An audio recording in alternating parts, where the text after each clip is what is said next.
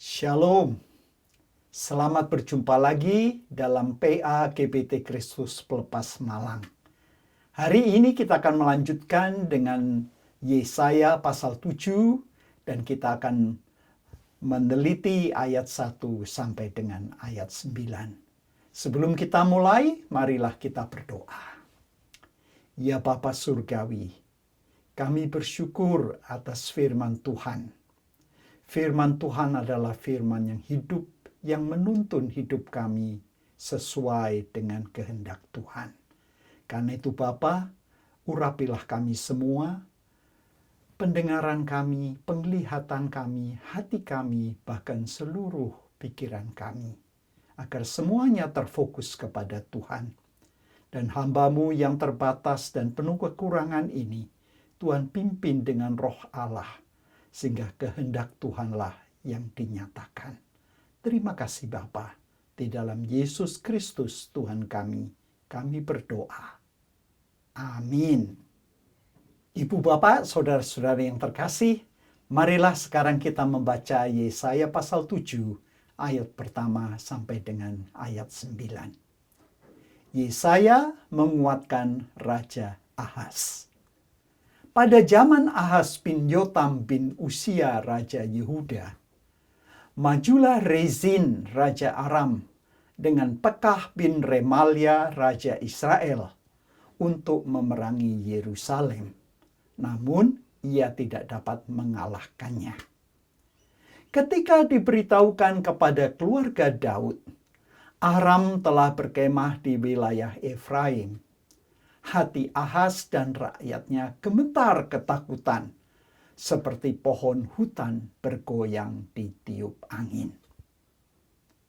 Berfirmanlah Tuhan kepada Yesaya, "Keluarlah menemui Ahaz, engkau dan Shear-Yashub, anakmu laki-laki, di ujung saluran kolam atas, di jalan raya, pada padang penatu. Dan katakanlah kepadanya, jagalah agar dirimu tetap tenang. Janganlah takut dan janganlah kecut hatimu. Karena kedua puntung kayu api yang berasap ini, karena kegeraman amarah Rezin beserta orang Aram dan anak Remalia. Oleh karena Aram dan Efraim dengan anak Remalia telah merancang yang jahat atasmu dengan berkata, marilah kita maju menyerang Yehuda, membuatnya gentar dan merebutnya, lalu mengangkat anak Tabeel sebagai raja di tengah-tengahnya. Maka beginilah firman Tuhan Allah. Hal itu tidak akan terlaksana dan tidak akan terjadi. Sebab kepala Aram ialah Damsyik. Kepala Damsyik ialah Rezin. 65 tahun lagi Efraim akan diguncangkan sehingga tidak menjadi bangsa lagi. Kepala Efraim ialah Samaria. Kepala Samaria ialah anak Remalia. Jika kamu tidak teguh beriman, kamu sungguh tidak akan aman. Saya akan membacakan Yesaya 7 ayat pertama sampai dengan ayat 9.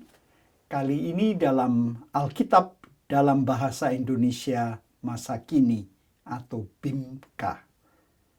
Sebuah pesan untuk Raja Ahaz. Raja Ahaz adalah putra Yotam dan cucu Usia. Ketika ia memerintah Yehuda, pecahlah perang. Rezin Raja Syria dan Pekah putra Remalia Raja Israel datang menyerang Yerusalem. Tetapi mereka tak dapat merebut kota itu.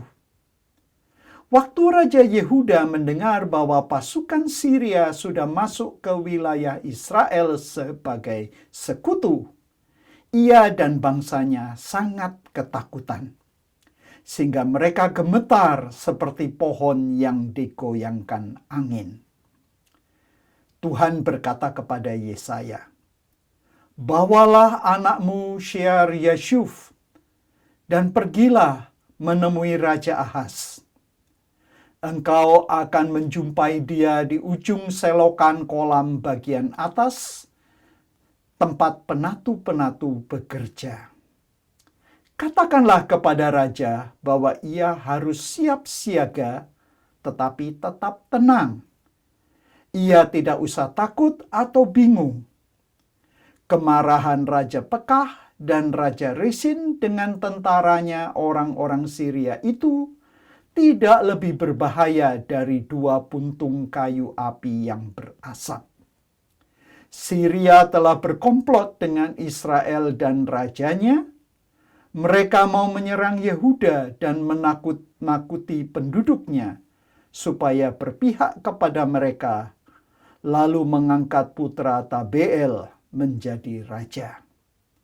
Tetapi aku, Tuhan, menyatakan hal itu tak akan terjadi, karena Syria tidak lebih kuat dari Damsyik ibu kotanya, dan Damsyik tidak lebih kuat dari Raja Resin.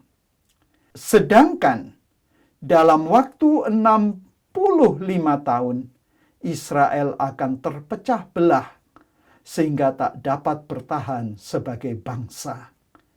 Israel tidak lebih kuat dari Samaria ibu kotanya, dan Samaria tidak lebih kuat dari Raja Pekah.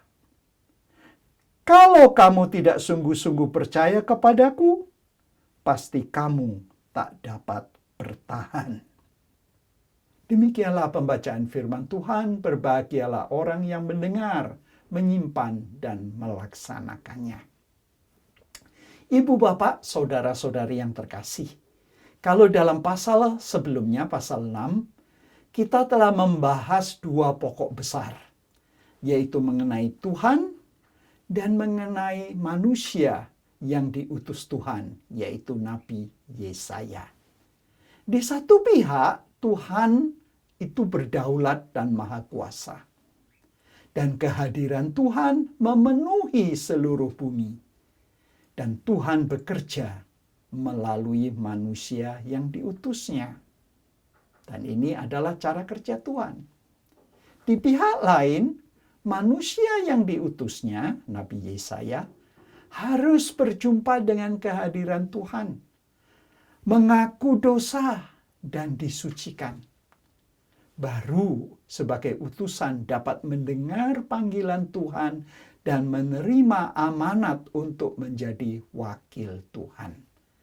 Dan dengan demikian dapat dimampukan untuk menyampaikan pesan walaupun yang paling sulit sekalipun.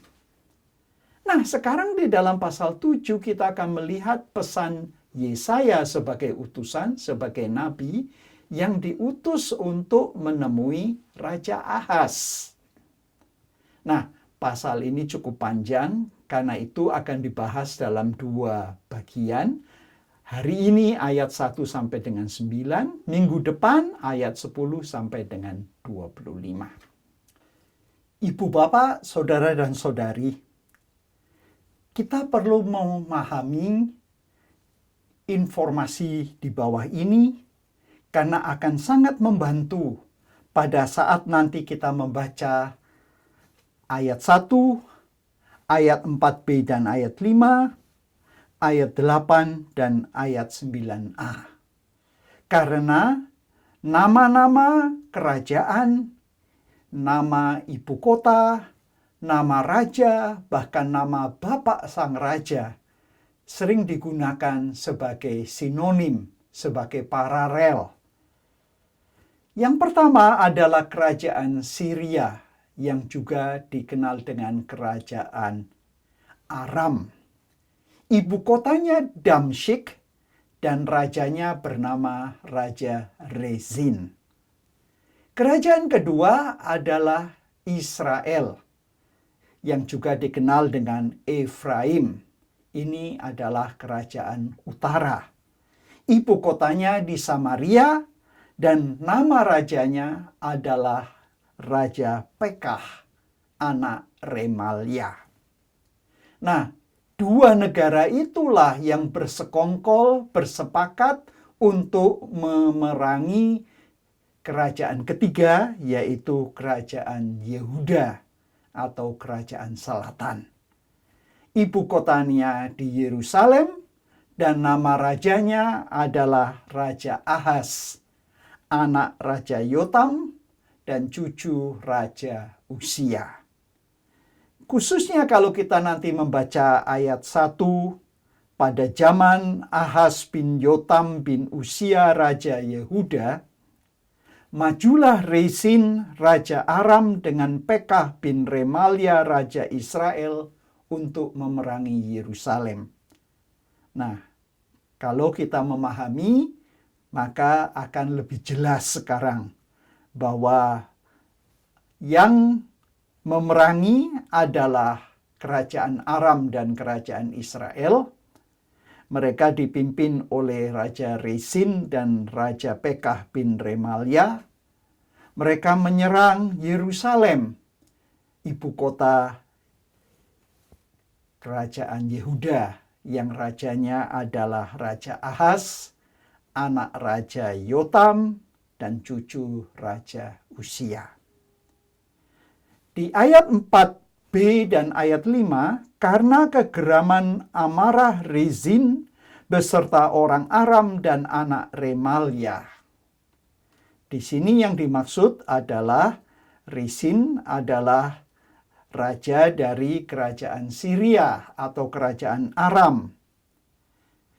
Dan anak Remalia yang dimaksud adalah Pekah, yaitu raja Israel atau raja dari kerajaan Efraim. Oleh karena Aram dan Efraim dengan anak Remalia telah merancang yang jahat atasmu. Jadi kerajaan Aram dan kerajaan Israel, maksud anak Remalia adalah rajanya, yaitu raja Israel yang bernama Pekah. Nah, di sini hanya disebut anak Remalia. Ya. Dengan demikian, kalau kita mengerti nama rajanya, nama ibu kotanya, nama kerajaannya, ini akan sangat membantu. Nah, terakhir di ayat 8, sebab kepala Aram ialah Damsyik, kepala Damsyik ialah Rezin. Yang dimaksud di sini bahwa pimpinan dari kerajaan Aram yang beribu kota di Damsyik, ya, dan ibu kota Damsyik, kepalanya, yaitu rajanya, adalah Rezin. Sedangkan di bawah, di ayat 9, dikatakan, Efraim ialah Samaria, maksudnya ibu kota dari kerajaan Israel, kerajaan yang juga dikenal dengan nama Efraim, itu ibu kotanya Samaria. Kepala Samaria ialah anak Remalia. Jadi kepala dari ibu kota Samaria adalah Pekah bin atau anak Remalia. Nah, mudah-mudahan bagian ini membantu kita pada saat kita membaca, karena ini memang gaya sastra Ibrani untuk menggunakan padan kata, sinonim, untuk membuat paralelisme yang kalau kita tidak mengerti akan membingungkan.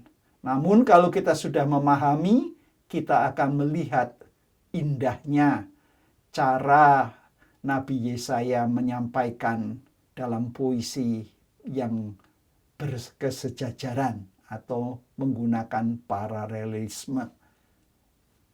Nah, di dalam ayat 1, pada zaman Ahaz, peristiwa ini terjadi sekitar tahun 735 sebelum Masehi. Aram juga dikenal dengan nama Syria atau Suriah.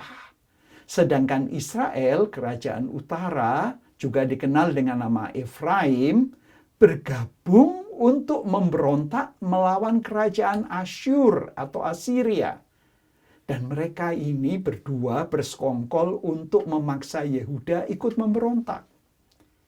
Kalau di dalam terjemahan Bimka, Raja Ahaz adalah putra Yotam dan cucu Uzia. Ketika ia memerintah Yehuda, pecahlah perang Resin raja Syria dan Pekah putra Remalia raja Israel datang menyerang Yerusalem, tetapi mereka tak dapat merebut kota itu. Nah, ibu bapak saudara-saudari, untuk melengkapi dan memperjelas peta pertama tentang kerajaan utara dan selatan, dan peta kedua tentang kerajaan Babel dan kerajaan Assyria atau Asyur sangat membantu untuk melihat. Karena apa? Di dalam pasal 7 ini, nama-nama itu digunakan secara paralel antara nama kerajaan, nama lainnya, ibu kotanya, atau nama rajanya, atau seringkali nama bapak dari raja itu. Nah, mari kita melihat. Jadi kalau di satu sisi ada kerajaan Syria atau kerajaan Aram, maka kerajaan utara atau kerajaan Israel juga disebut Efraim. Sedangkan kerajaan selatan juga disebut sebagai Yehuda. Nah, sekarang kita melihat di dalam ayat 2. Dikatakan bahwa keluarga Daud atau rumah Daud secara harfiah, ucapan ini untuk menunjukkan bahwa inilah janji Allah akan mempertahankan keluarga Daud di atas tahta di Yerusalem. Nah, di ayat 3 disebut nama Shear-Yashub, yaitu anak laki-laki dari Yesaya. Nah, seperti kita tahu, nama ini nama simbolis untuk mengingatkan bahwa di dalam bahasa Ibrani, Shear-Yashub artinya beberapa orang akan kembali. Nah, tentunya aneh, nama anak adalah sebuah nubuat. Ini melambangkan bahwa akan terjadi penghakiman karena mereka tidak bertobat, namun akan ada pemulihan. Nah, di dalam ayat selanjutnya disebut ada nama anak Tabeel. Siapakah ini? Ini kemungkinan adalah raja boneka yang akan dipasang jika Yehuda dikalahkan. Nah, di dalam ayat 8 disebut 65 tahun lagi. Dari sini kita melihat bahwa apa yang terjadi, bahwa sebenarnya walaupun Aram, Syria, sudah bersekongkol dengan kerajaan utara Israel, namun mereka 65 tahun akhirnya Israel, Efraim akan dibuang. Sehingga tidak ada lagi. Jadi apa yang membuat Raja Ahaz sekarang ketakutan sebenarnya disampaikan melalui pesan Yesaya, jangan takut. Nah, di sini seperti di bagian lain kita menjumpai Nabi Yesaya mendapat tugas yang berkenaan dengan urusan kenegaraan. Jangan dilupakan bahwa Yehuda waktu itu adalah kerajaan teokrasi, di mana Allah yang menentukan raja, namun sebenarnya Tuhanlah yang berdaulat penuh, Tuhanlah yang memerintah langsung. Nah, Nabi Yesaya diminta menemui raja untuk memberikan nasihat langsung mengenai situasi politik internasional. Namun bukan itu saja, raja diberitahu agar dalam tindakannya apapun yang terjadi harus tetap tenang dan menunggu bahwa invasi militer ini akan gagal. Jadi dengan kata lain, di sini kita melihat sebagai nabi, Yesaya menyampaikan pesan dari Tuhan untuk situasi politik pada saat itu. Nah, dengan kata lain kita belajar dalam pasal 7 ini ada hubungan antara iman dan negara, antara politik dan keadaan situasi internasional. Dengan kata lain, mari kita lihat apa yang dapat kita pelajari.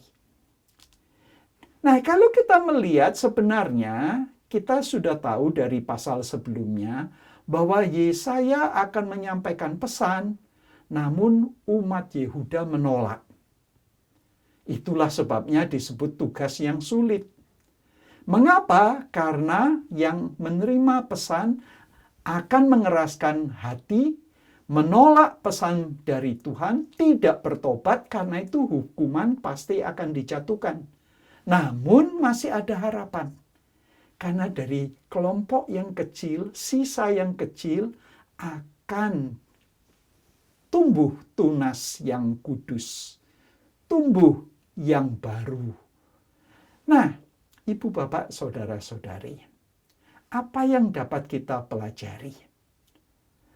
Kita diingatkan bahwa iman ikut memberikan kontribusi pada hidup kenegaraan, hidup politik, menegakkan keadilan dan kebenaran. Dan ini tradisi kenabian, bahwa semua orang beriman mempunyai tanggung jawab dalam kebijaksanaan publik di negara. Kalau negara itu negara demokrasi, tentu tidak dapat langsung berhubungan dengan kepala negara atau wakil-wakil yang terpilih. Namun bukan berarti bahwa nabi tidak dapat menyampaikan pesan Tuhan, yaitu pesan khusus tentang iman dalam wacana politik publik, yaitu yang merupakan pemahaman teologis apa-apa yang terjadi saat itu.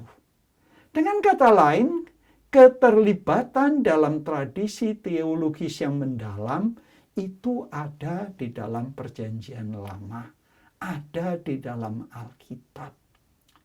Nah, apakah keberagaman perspektif yang hampir kacau dari Yesaya waktu itu? Keadaan panik sehingga Ahaz takut karena ada serangan dari kerajaan Syria, Aram, dan kerajaan Israel yang juga disebut Efraim. Dua kerajaan ini ingin menyerang kerajaan selatan, Yehuda, yang beribu kota di Yerusalem. Di sini kita melihat bahwa ada tempat di mana firman Tuhan, pesan Nabi akan memberikan semangat, akan memberikan pengharapan, akan memberikan agar Raja Ahaz tidak takut. Nah, Ibu, Bapak, Saudara-saudari yang terkasih, di sini kita melihat di dalam ayat-ayat yang tadi telah kita baca, bagaimana kalau Ahaz mengabaikan jaminan dari Tuhan. Kalau Ahaz tidak mau menerima apa yang sudah disampaikan melalui Nabi Yesaya, pesannya sudah jelas bahwa kerajaan Aram yang beribu kota di Damsyik dan juga kerajaan utara Israel yang beribu kota di Samaria yang juga dikenal dengan Efraim, dua ini hanyalah bagaikan puntung yang berasap. Namun invasi militer mereka tidak akan berhasil. Bahkan akhirnya Israel sendiri yang akan dibuang sehingga hilang. Bahkan kerajaan utara akan diisi dengan tawanan dari tempat-tempat lain, negara lain yang sudah dikalahkan oleh kerajaan Asyur, dan di sanalah terjadi campur aduk kawin-mawin sehingga kerajaan utara hilang, tidak ada lagi. Nah, Ibu, Bapak, Saudara-saudari, apa yang kita pelajari hari ini? Kita mempelajari bahwa firman Tuhan adalah pedoman, adalah pegangan.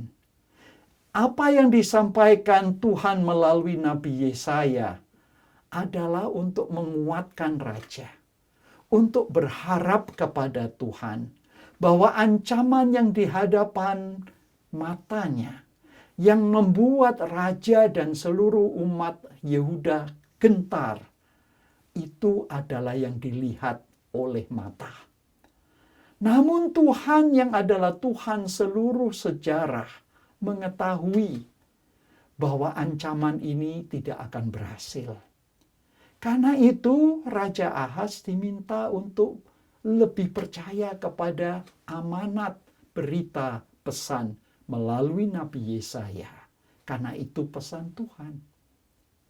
Dan kita juga belajar bahwa pesan dari Tuhan, firman Allah, Alkitab juga dapat memberikan panduan tentang hidup bernegara.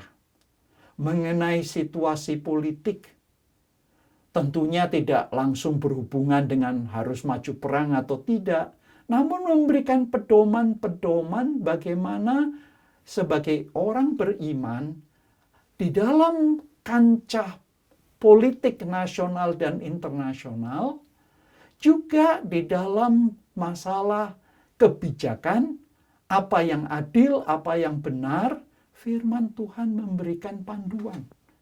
Dan itulah sebabnya firman Tuhan juga harus didengar, termasuk oleh para pejabat, oleh legislatif, oleh eksekutif, oleh judikatif. Nah, ibu bapak saudara-saudari, biarlah pelajaran pada hari ini dapat membantu kita mengerti mengapa firman Tuhan sangat berguna dalam seluruh aspek hidup kita, termasuk di dalam hidup bernegara, hidup politik. Walaupun seorang hamba Tuhan tidaklah langsung terlibat dalam politik, namun dapat menyampaikan pesan-pesan tentang pedoman-pedoman Alkitab, tentang hidup bersama, hidup berbangsa, hidup dalam konteks dengan bangsa lain dan negara lain, dan menegakkan kebenaran dan keadilan. Nah, minggu depan kita akan melanjutkan dengan ayat 10 sampai dengan 25, masih berhubungan dengan Raja Ahaz, dan ini sangat menarik karena disinilah kata Immanuel dikenalkan sebagai satu tanda yang disampaikan oleh Nabi Yesaya tentang Allah beserta kita. Bahwa Allah menyertai kita mulai dari Raja Ahaz, dan itu nanti kita melihat diterapkan juga di dalam Yesus Kristus di dalam perjanjian baru. Marilah kita sekarang berdoa. Ya Bapa Surgawi, kami mengucap syukur Tuhan, karena pesan firman Tuhan sungguh indah. Orang yang Tuhan utus dapat memberikan kekuatan, apalagi pada waktu Raja Ahaz dan warga Yehuda merasa ketakutan dan gentar karena serangan dua negara. Tuhan, ancaman dari Syria, dari Aram, ancaman dari Israel, Efraim, bukanlah ancaman yang terus-menerus, karena Tuhan mengerti sejarah. Dan itulah sebabnya Nabi Yesaya memberikan pengharapan dan semangat kepada Ahaz. Tuhan, seringkali dalam kegentaran kami tidak melihat berita yang baik dari Tuhan. Kegalauan, kesedihan, ketakutan, kegentaran membuat kami lupa semuanya. Tuhan, kami diingatkan hari ini, agar kami tidak menghadapi hidup dengan segala tantangannya, kalut, sehingga kami takut tidak ada jalan keluar seolah-olah. Padahal pesan Tuhan jelas. Bantu kami, terbuka mata rohani kami, terbuka telinga rohani kami, sehingga kami mendengar pesan Tuhan. Kami melihat kehadiran Tuhan. Kami melihat perlindungan Tuhan. Terima kasih Bapa. Kami mohon firman-Mu tertanam dalam hati kami, dapat bertumbuh, dan dapat kami amalkan dalam hidup kami sehari-hari. Terima kasih Bapa. Di dalam Yesus Kristus Tuhan kami berdoa. Dan saudara-saudari yang terkasih, terimalah berkat. Tuhan Yesus Kristus memberkati saudara-saudari. Allah Bapa mengasihi saudara-saudari, dan Roh Kudus menyertai saudara-saudari mulai hari ini terus selama-lamanya. Amin. Sampai berjumpa lagi dalam PA selanjutnya minggu depan di kanal GBT Kristus Pelepas Malang di YouTube. Shalom.